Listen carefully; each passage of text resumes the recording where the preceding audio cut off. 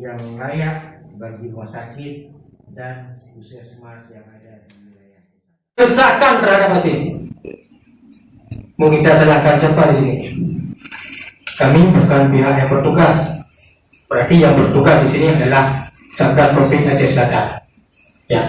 Kenapa kami hadir pada hari ini? Sebetulnya COVID-19 ini dimulai dari 2019. Ini sudah 2021. Kenapa di 2021 kita harus ngegas? Kenapa nggak dari dulu? Ini yang harus dipertanyakan. Berarti di sini kami melihat adalah ada kegagalan sistem. Oh, ada yang bilang kemarin kami sudah mensosialisasikan kepada masyarakat. Berarti gagal sosialisasinya terhadap masyarakat, sehingga masyarakat resah sekarang.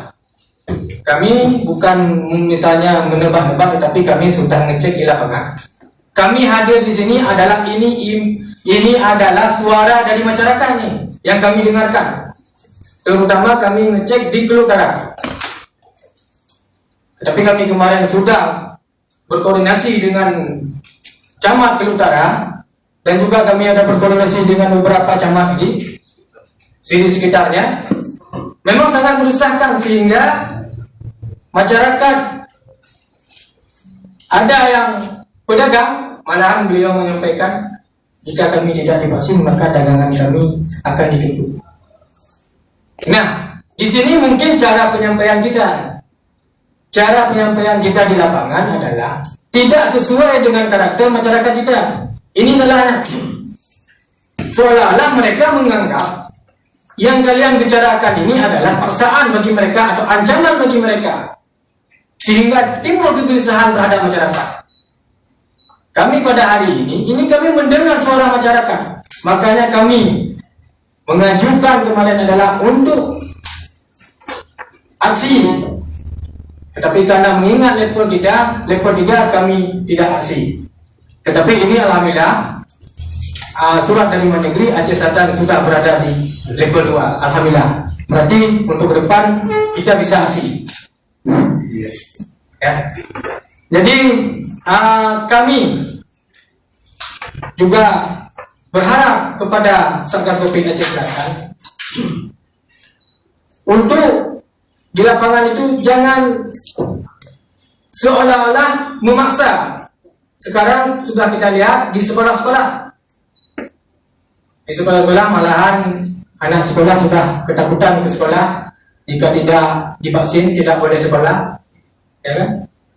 Jadi ini mungkin memang pasti jawabannya nanti kami tidak memaksa dan tidak ada paksaan terhadap vaksin. Tetapi cara penyampaian bapak-bapak di lapangan ini adalah sudah seperti pemaksaan dan mengancam dan arogan terhadap vaksinasi yang ada di Aceh Selatan. Mungkin dari saya ini yang dapat saya sampaikan. Mungkin ada tambahan dari kawan-kawan lain. Rakyat mungkin gitu Pak. Jadi ini mohon maaf terlebih dahulu saya ingin bercerita Pak. Boleh kan? Jadi saya membaca satu novel dan di dalam cerita tersebut menceritakan seorang pemimpin yang memang berpikir bagaimana mensejahterakan daripada rakyatnya. Nah, tapi kemudian karena pemimpin tersebut terlalu sering berpikir bagaimana mensejahterakan rakyat, sehingga rakyat di kampung menderita. Nah, mungkin ini persoalan pertama. Ini cerita di novel. Dan yang kedua, rakyat selalu menangis menghadapi kelaparan, rumah tidak ada, hak rumah mereka dipotong. Ini dikarenakan bagaimana pemimpin mereka berpikir. Nah, saya tidak menyatakan ini di suatu daerah, tapi ini di novel dan ini walaupun ini cerita fiksi, tapi ini adalah cerita yang saya sampaikan. Saya berharap hal yang diceritakan di dalam novel tersebut tidak terjadi di daerah Aceh Selatan. Nah, mungkin ini menjadi tugas kita bersama. Bapak yang memang yang hana di Bapak Kalon, kamu jadi Kalon, Bapak yang hana disampaikan di masyarakat, kamu sampaikan aspirasi masyarakat. Intinya Aceh Selatan yang sudah berhadir pada hari ini. Nah, di sini sedikit saya tegaskan kembali. Nama saya Julizar, Pak. Julizar, Pak. Pasir aja, Pak.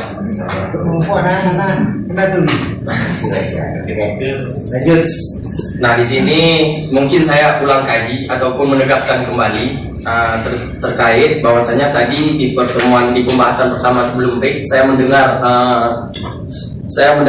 indahnya lantunan dari pernyataan Bapak yang mewakili pihak Dinas Pendidikan terkait bahwasanya tidak ada pemaksaan terhadap vaksin bagi siswa.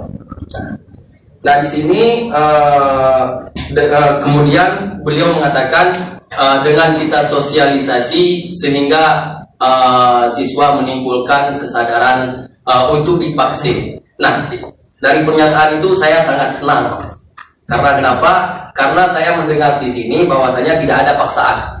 Nah kemudian daripada itu yang sangat disayangkan, saya pernah berdiskusi dengan kawan-kawan adik-adik SMA ataupun duduk ngopi sambil ngopi, bahkan adik saya sendiri ada yang di SMA.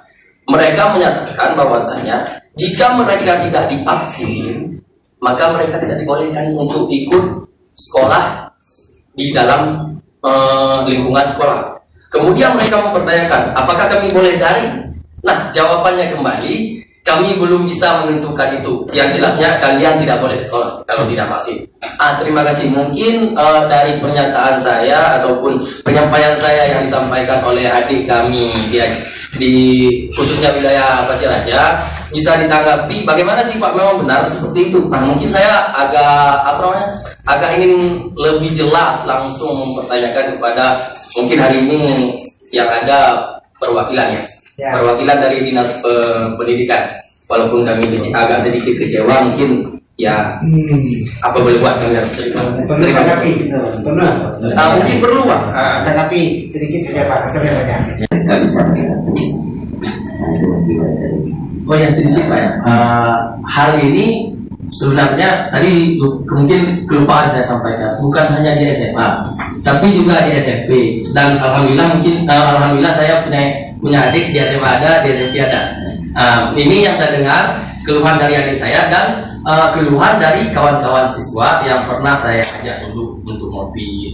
Baik, ini menjadi catatan Satgas ya, level SMP, SD, SMA semua kita catat ya, kita sampaikan kepada pimpinan. Silakan yang lain. Terima kasih. Ingin menanggapi saja. Yang pertama, sebagaimana di awal saya sampaikan tentang kasus di Universitas tadi, itu sedikit saya ceritakan. Ini ada sedikit tidak adanya korelasi yang baik. Yang pertama, ketika awal datang sebelum COVID ke sana, itu semua siswa diswab. Bahkan orang tua tidak mengizinkan guru-guru, padahal tidak mendapatkan izin, tapi guru yang kena imbasnya. Yang kedua, sudah benar menyebabkan media yang mengatakan siswa atau santri di itu 10 orang reaktif COVID. Sebagai pimpinan, direktur menanyakan ke puskesmas setempat, batalnya tidak ada. 2 minggu kemudian, taruhlah ternyata cuma 3 orang yang reaktif. Ini bagaimana? Ini lembaga sudah percuma dengan baiknya, kita coba. Yang kedua, ini karena saya sebagai guru dan wakil FUAS, ke depan anak-anak kita di sekolah akan menghadapi yang namanya ujian semester. Ya kan? Ini kita membaca di website merdeka.com, bahwasanya Menteri Nadiem Makarim mengatakan vaksinasi bukanlah syarat untuk tatap muka, begitu. Nah, begitu juga di satu sisi ada juga yang menyebar di media, Dr. Siti Nadia Tarmizi, Dirjen P2P Kemenkes RI mengatakan vaksinasi bukan syarat administrasi apapun.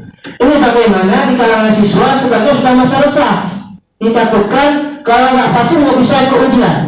Ini masih padahal sakit psikologi mau sembuh ketika balik sekolah ini nggak rasa takut-takut. Ini mungkin harap dari Dinas Pendidikan memfasilitasi ini bagaimana menghadapi ujian ini. Yang kedua, dari bidang hukum harus memperhatikan karena kita PPKM-nya sudah turun, levelnya sudah turun, begitu ini mau diperhatikan kalaupun dari dan lain sebagainya agar pelaksanaan vaksinasi COVID-19 di Aceh Selatan berjalan lancar dan tidak mematikan.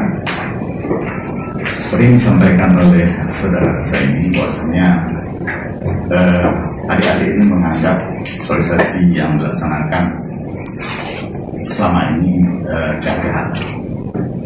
Tapi kami menganggap ini bukan suatu kegagalan dalam melaksanakan vaksinasi, dalam melaksanakan sosialisasi vaksinasi.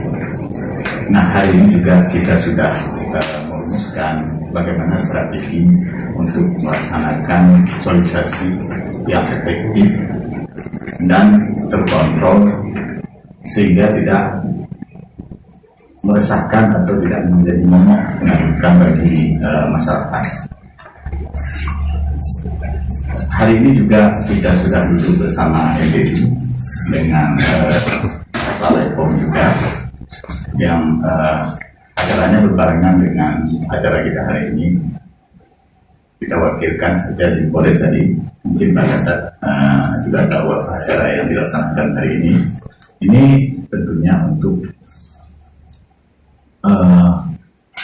mensosialisasikan vaksinasi secara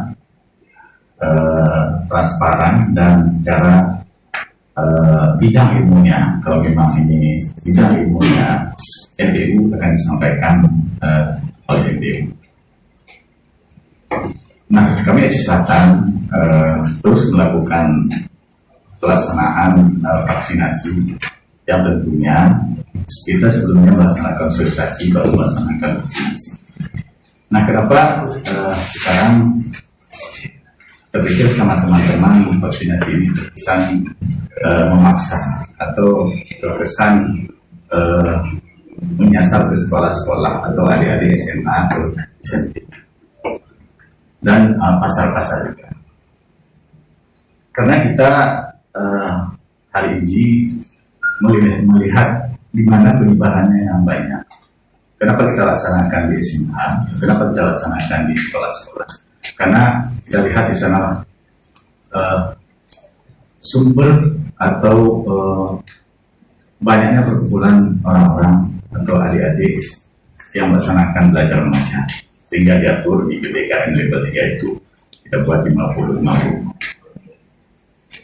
Terus berikutnya tentang mungkin nanti bisa ditambahkan sama Pak Asisten atau sama Pak Kasat.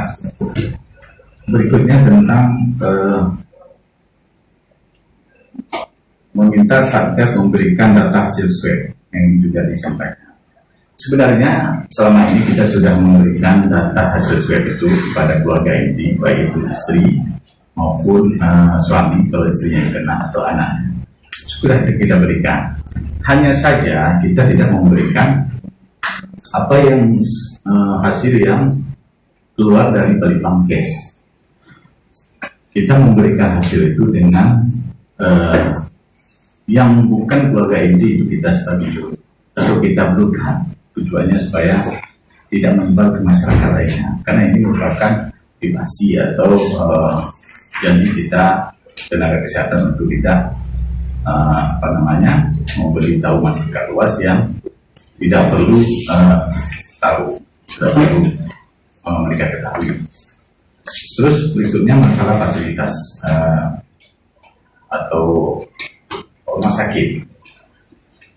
Sebenarnya rumah sakit kita itu sudah lumayan bagus tentang penanganannya. Artinya di tahun 2020 kita sudah siapkan satu gedung ruangan tekanan negatif. Mungkin nanti Dr. Paru bisa menjelaskan. Dengan kapasitas tempat itu berapa sekarang dokter? 40. Dan belum pernah penuh. Itu adalah sel pertahanan tubuh kita. Sel pertahanan tubuh kita terhadap untuk melawan COVID-19 ini. Nah, kalau kita belum pernah terpapar belum pernah terpapar dengan virus ini, terus kita kena responnya juga terlalu berlebihan. Jadi sebelum itu terjadi bisa dikenakan dulu paparan dulu, tapi yang sudah dimatikan sehingga mereka berbentuk antibodi. Itu harapannya seperti itu. Jadi kalau misalnya terkena, apakah sering muncul pertanyaan seperti ini, apakah orang sudah divaksin tidak bisa kena COVID? Bisa, tetapi adalah kita harapkan gejalanya lebih ringan dibanding yang pernah yang belum ada. Bagaimana sih cara tervaksin itu? cara kerja vaksin itu adalah kita memasukkan sejenis antigen. Antigen itu seperti zat asing ke dalam tubuh kita supaya terbentuk antibodi. Antibodi itu seperti tentara perlawanan kita dibentuk dalam tubuh kita. Apa tujuannya? Untuk kita sebagai persiapan kalau sudah datang COVID yang beneran, kita lebih kuat secara imunitas. Itu harapannya. Jadi kalau kita sudah divaksin itu bukan berarti bahwa kita itu tidak terkena COVID lagi. Mungkin terkena tapi gejalanya ringan. Itu harapannya. Ya. Terus tadi kenapa tidak dari dulu vaksinnya? COVID ini baru ditemukan pada 2019. Jadi bagaimana cara menuju sebuah vaksin itu perlu kerjaan medis dulu, ada trial, ada uji coba dulu 1, 2, 3. 1, 2, 3 ini perlu waktu. Nah itulah kenapa baru sekarang ada vaksin.